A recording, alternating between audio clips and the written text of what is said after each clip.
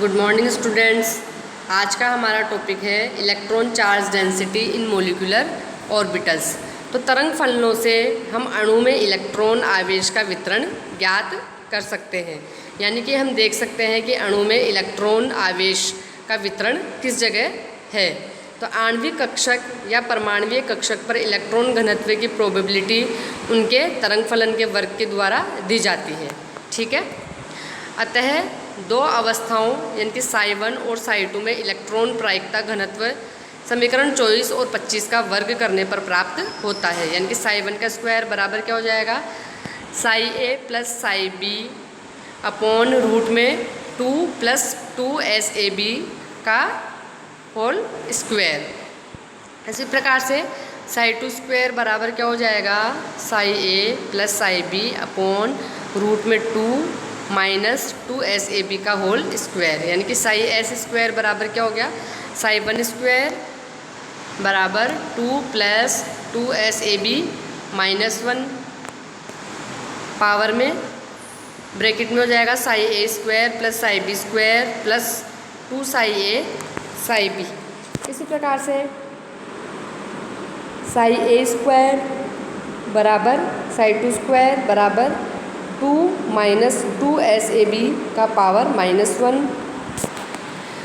Bracket में psi a square plus psi b square minus 2 psi a गुणा psi b, जहाँ psi a square तथा psi b square परमाणुवीय कक्षकों a तथा b और psi1 square बंधी कक्षक, psi2 square जो है अबंधी कक्षक पर इलेक्ट्रॉन घनत्व को प्रदर्शित करता है। अतिव्यापन समाकलन यानी कि SAB परमाणु तरंग फलन psi a और psi b के अतिव्यापन की सीमा को मापता है तथा समनाभिकीय द्विपरमाणु अणुतंत्र जैसे हाइड्रोजन अणु आयन के लिए इसका जो मान है वो प्राय 0 माना जाता है। ठीक है, तो psi1 स्क्वायर बराबर क्या हो गया, हाफ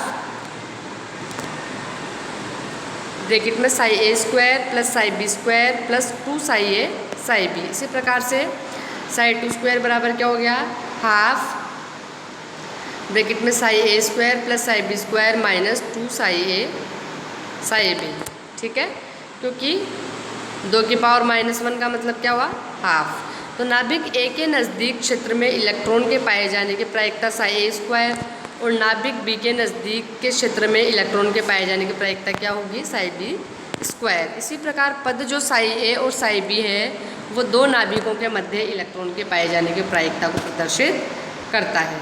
ठीक है, तो समीकरण 6 से क्या स्पष्ट हुआ कि psi1 स्क्वायर का मान हाफ psi स्क्वायर तथा हाफ psi b स्क्वायर के मानों के योग से पद psi a गुणा psi b अधिक है। तो इस पद के द्वारा ही परमाणुवीय कक्षकों का अतिव्यापन होता है। ठीक है, अर्थात बंधी आणविक कक्षक psi1 का आवेश घनत्व दोनों परमाणुवीय कक्षकों के अतिव्यापन क्षेत्र से क्या होता है, ज़्यादा होता है। तो यह बंधी आणविक कक्षक के इलेक्ट्रॉन आवेश घनत्व psi1 स्क्वायर और परमाणुवीय कक्षकों के इलेक्ट्रॉन आवेश घनत्व psi a स्क्वायर तथा psi b स्क्वायर को परमाणु A तथा B की नाभिकों के बीच की दूरी यानी कि बोलते हैं इंटरन्यूक्लियर डिस्टेंस के सापेक्ष आलेखित किया जाए तो चित्र 6A में दिखाए अनुसार आलेख प्राप्त होता है। और इस आलेख में आणविक कक्षक के इलेक्ट्रॉन आवेश घनत्व यानी कि psi1 स्क्वायर को ठोस रेखा से और परमाणुवीय कक्षकों के इलेक्ट्रॉन आवेश घनत्व psi a स्क्वायर तथा psi b स्क्वायर को बिंदुदार यानी कि डॉटेड लाइन से दिखाया गया है। तो बिंदु A तथा B जो है परमाणु A तथा B की नाभियाँ हैं, न्यूक्लियस है।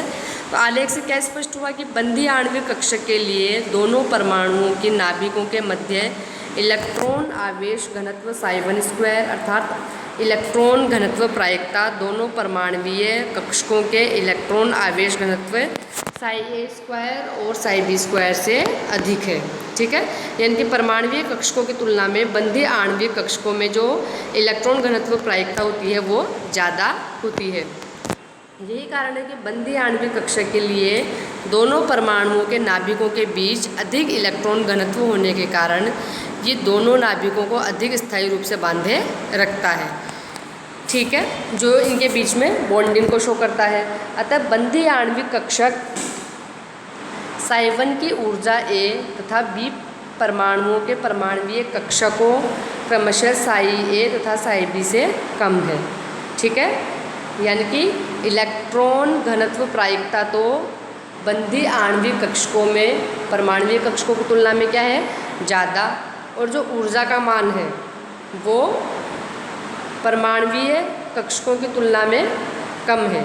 ठीक है, यानी कि हम कह सकते हैं कि परमाणुीय कक्षकों की तुलना में आणविक कक्षक अधिक स्थायी होते हैं। ठीक है, यानी कि जो हम कह सकते हैं कि परमाणु जो है आपस में मिलकर के अणु बनाते हैं स्टेबिलिटी को गेन करने के लिए, स्थायित्व को प्राप्त करने के लिए। ठीक है, तो यानी कि अणु AB में बंधी आणविक कक्षक जिसका निर्माण कैसे हुआ है, 1s कक्षकों के अतिव्यापन से, और ये परमाणुीय कक्षकों के अतिव्यापन से इसका निर्माण हुआ है, का इलेक्ट्रॉन घनत्व कॉन्टूर डायग्राम जो है 6b में दिखाया गया है। तो इस चित्र से क्या स्पष्ट हुआ कि बंधी आणविक कक्षक में इलेक्ट्रॉन घनत्व जो है वो बंधित नाभिकों के बीच में सबसे ज़्यादा होता है। ठीक है, तो विपरीत बंधी आणविक कक्षक में इलेक्ट्रॉन घनत्व की प्रायिकता के लिए समीकरण क्या होगा, Ψ2 बराबर हाफ ब्रैकेट में Ψa² plus Ψb² minus 2Ψa Ψb। तो इससे क्या स्पष्ट हुआ कि विपरीत बंधी आणविक कक्षक में इलेक्ट्रॉन घनत्व प्रायिकता Ψ2 का मान हाफ Ψa² के योग से Ψa गुणा Ψb द्वारा कम है। ठीक है, इसे चित्र 7a में दर्शाया गया है। तो इस चित्र में Ψ2 को ठोस रेखा से और परमाणुीय कक्षकों के इलेक्ट्रॉन घनत्व को डॉटेड लाइन द्वारा दर्शाया गया है, और परमाणुीय कक्षकों के लिए इलेक्ट्रॉन घनत्व क्या क्या है, Ψa² और Ψb²। तो चित्र 7b में विपरीत बंधी कक्षकों जो कि 1s कक्षकों के अतिव्यापन से बनते हैं का इलेक्ट्रॉन घनत्व आरेख भी दर्शाया गया है। और इस चित्र से स्पष्ट है कि दोनों परमाणु नाभिकों के बीच इलेक्ट्रॉन के पाए जाने की प्रायिकता प्रोबेबिलिटी क्या है, 0।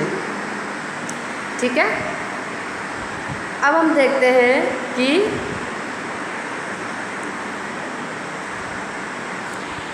जो परमाणुीय कक्षक है उनके लिए इलेक्ट्रॉन के पाए जाने की प्रायिकता यानी कि इलेक्ट्रॉन घनत्व प्रायिकता क्या क्या है, Ψa² और Ψb²।